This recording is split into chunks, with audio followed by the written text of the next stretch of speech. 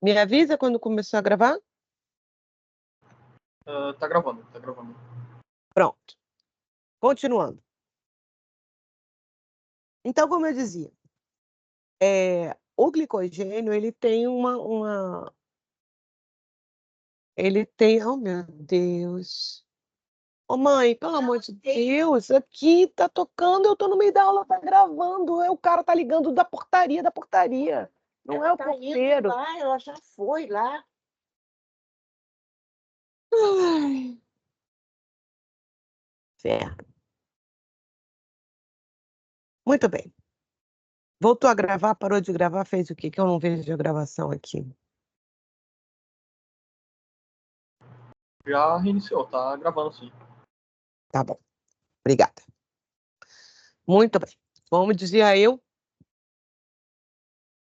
essa gliconeogênese, então, ela vai ser fundamental para a manutenção da glicemia, porque o glicogênio, como qualquer reserva, como também é o caso dos triglicerídeos, é igual uma poupança que você tira e não bota nada de volta. Em algum momento ela vai se esgotar. Reservas se esgotam se elas não forem reabastecidas em momentos de abundância, certo? Então, a gliconeogênese ela é fundamental para a manutenção da glicemia, sempre. Entendam isso. Ela não vai ocorrer somente depois que acabar o glicogênio. Não, elas vão ocorrer de forma concomitante. Por quê?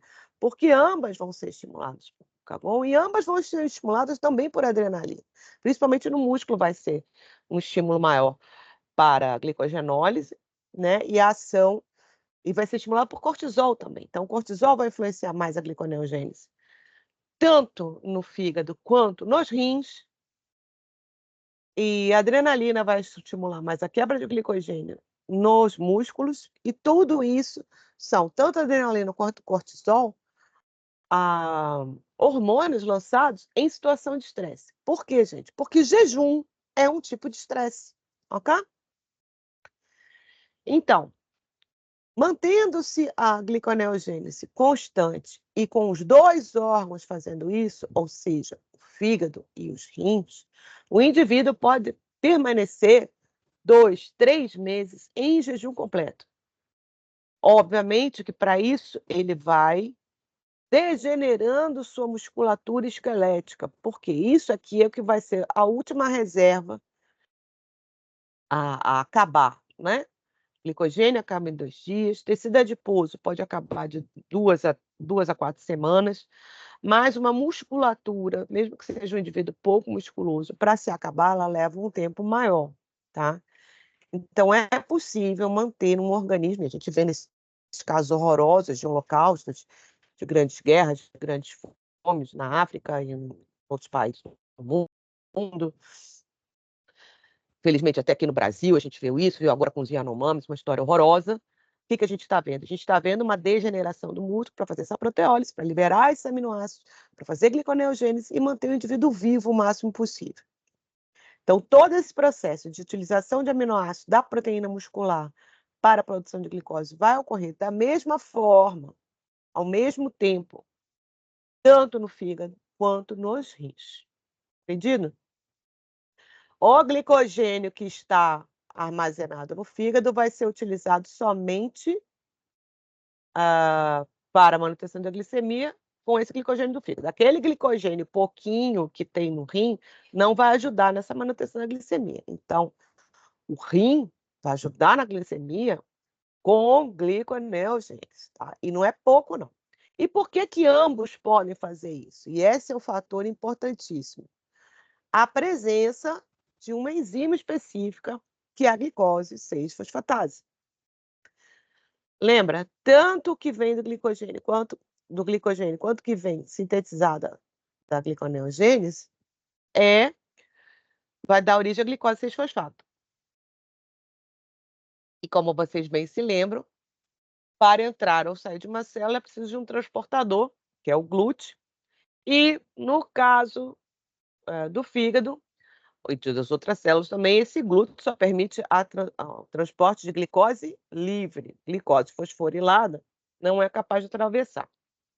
Então, Não há essa enzima nem no músculo cardíaco, nem no músculo esquelético, por exemplo, e nos outros demais tecidos. E é por esse motivo que eles não são órgãos glicogênicos, eles não são hiperglicemiantes. Os rins e o fígado, ambos possuem essa enzima. E aí, entendo essa enzima, eles conseguem exportar essa glicose para a corrente sanguínea e manter a glicemia e manter a alegria do cérebro durante os processos de jejum, tá? Ah, eu tinha até esquecido que eu tinha essa tabelinha. Pronto, aqui é só para mostrar para vocês o quanto tem de combustível, ou seja, o quanto tem de reserva de triglicerídeos, proteína, glicogênio, fora as outras questões circulantes. Em um homem com um peso saudável, vamos dizer assim, com um homem acima do peso, no caso, com obesidade, o dobro de peso. E aí, como a gente sabe, né, essa diferença corporal ela vai se dar muito por conta de tecido adiposo, né? A pessoa, como eu acabei de dizer, ela vai engordar. Mas quando a gente vai olhar o teor de glicogênio, é isso que eu quero chamar a atenção de vocês, ó, ele é exatamente igual, mesmo que o indivíduo tenha o dobro de massa do que o outro, porque esse dobro de massa que ele tem é quase que totalmente de triglicerídeos, ok? E por que é esse 0,23? Porque é o que o fígado comporta. O fígado não aumenta de tamanho porque você engordou. O fígado não aumenta de tamanho porque você comeu mais glicose. O fígado preenche as suas reservas de glicogênio e ponto final. Acabou preencher. Então, o que acontece? Reservas num homem obeso, elas quase nunca são utilizadas. Provavelmente ele encheu em algum momento e nunca mais ele esvaziou. Por quê? Porque ele está obeso, porque ele está fazendo hiperfagia. Então, a glicemia dele está sempre elevada. Estando sempre elevada, ele está sempre com estímulo de insulina. E, dessa forma, ele só tem estímulo para guardar coisas e não para utilizar reservas, tá? Aí aqui tem os equivalentes calóricos e a sobrevivência estimada em meses. Então, obviamente que não é assim, tá, gente? Mas diz aqui que um homem saudável poderia sobreviver até 3 meses sem se alimentar, só fazendo autofagia, vamos dizer assim. Enquanto que o homem obeso poderia sobreviver 14 meses, o que também não é verdade, né? Porque tanto no homem saudável quanto no homem obeso, existe uma limitação para o consumo de proteínas musculares. Atingindo esse limite que eu não sei Prof, dizer agora para vocês. Oi? não teve a história de um homem que ele passou um ano sem comer, só fazendo reposição de eletrólito e água? Não sei. Teve? Teve, foi um homem, eles fizeram um experimento na década de 20 com um homem francês que ele pesava 230 quilos. Na época era o homem mais gordo do mundo, uma coisa assim. E Uhum. aí ele passou um ano sem comer, ele pesou 70 quilos. Não sei como ele conseguiu, mas... Veja bem. Aqui que eu estava chamando a atenção com relação a glicogênio, diferença de tecido adiposo, 15 para 80. Então a gente vê bem notório que a diferença de um homem com o dobro de peso do outro é de tecido adiposo, basicamente.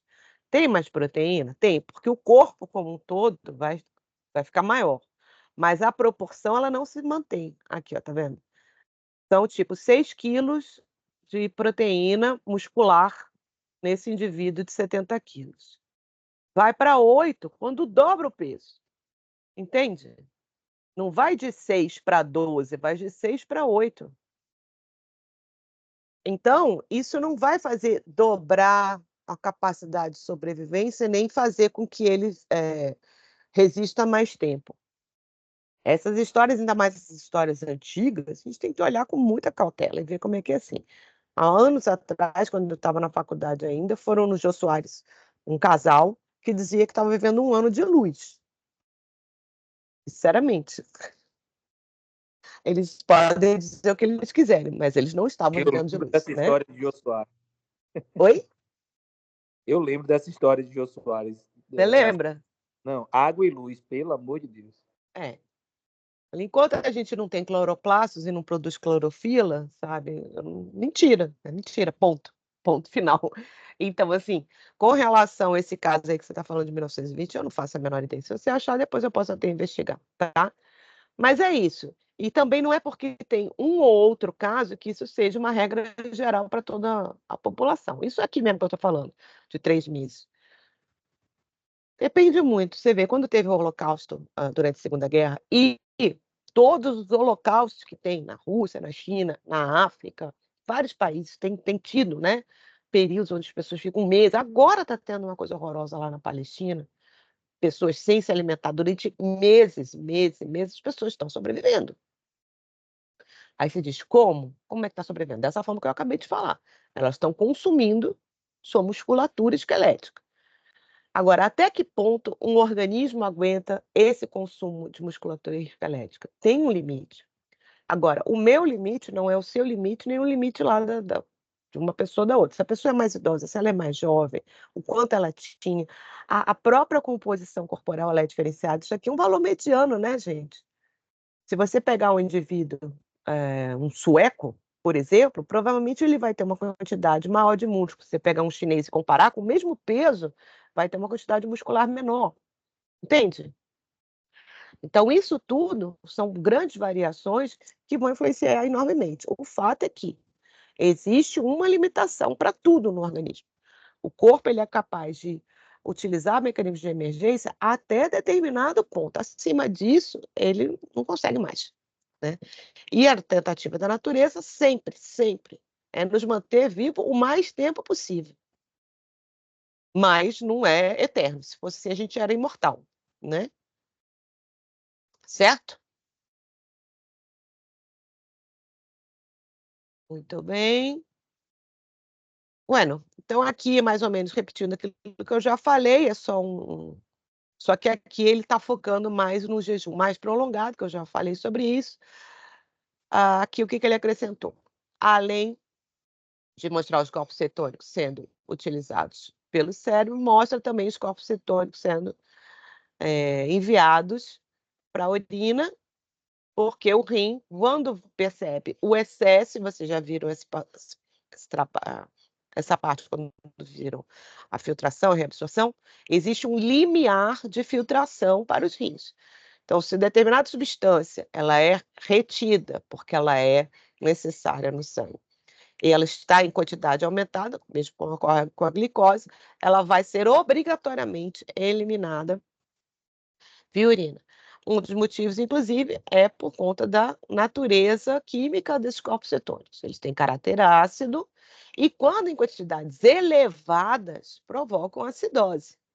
Vão provocar uma acidemia, em que, se mantendo, vai gerar uma acidose metabólica, tá? E os rins têm um papel muito importante justamente no controle disso. Bom, no caso de diabéticos, por exemplo, em que a supressão, diabetes tipo 1, uma supressão da produção de insulina, há um estímulo diário, 24 horas por dia, para a produção, para uso de reservas e para a produção de corpos cetônicos. Então, uma das complicações mais comuns do diabetes tipo 1 é justamente a cetoacidose. Por quê? O indivíduo não consegue repor suas reservas, mas consegue fazer esse consumo de proteína muscular, faz gliconeogênese, faz muita síntese de corpos cetônicos, e aí você tem um aumento dessa concentração provocando a acidose. O rim, coitado, faz o que pode, tentando compensar, aumentando a excreção de ácido pela urina. Mas ainda assim não é o suficiente, e a gente tem valores aí na literatura que você diz assim, é a mesma coisa, como a pessoa sobreviveu, porque são concentrações absurdas, absurdas, assim, tipo de 10 vezes mais de corpos cetônicos, o pH lá em 6 alguma coisa, 6,8, 6,9, você fala, como uma pessoa dessa sobreviveu? Por quê? Em casos mesmo de acidose, há casos que a pessoa passa de pH 7,35, que é o mínimo normal, né? O mínimo saudável. Passa para 7,2, a pessoa já começa a ter um monte de complicação, e se ela permanece assim, às vezes ela vem a óbito. De novo, depende da característica de cada um, mas você vai falar, qual é o pH mais alto e mais baixo que mata? A gente pega o quê? Os extremos, 6,8, 7,8. Mas teve um caso em sei lá quando que o cara chegou a 6,5. Pode ser? Pode. não sei. Era um organismo especial um pouco mais resistente que os outros, mas não é o comum, não é a média da população, certo? Bueno, aqui acho que já falei sobre tudo. Bom, então a gente vai ter sempre essa conversão de glicogênio em glicose, de glicose em glicogênio e da gliconeogênese. O rim está o tempo todo participando desse processo, dessa manutenção da glicemia. Aqui, aquilo que eu falei mais cedo, com relação aos efeitos da baixa glicemia sobre o organismo, sendo mais perceptivelmente verificados pelos sintomas neurológicos, né? Porque o fígado se ressente muito disso. Então, está aqui, ó, variação que é considerada normal, quer dizer, a gente considera que o mínimo ideal seria em torno de 70.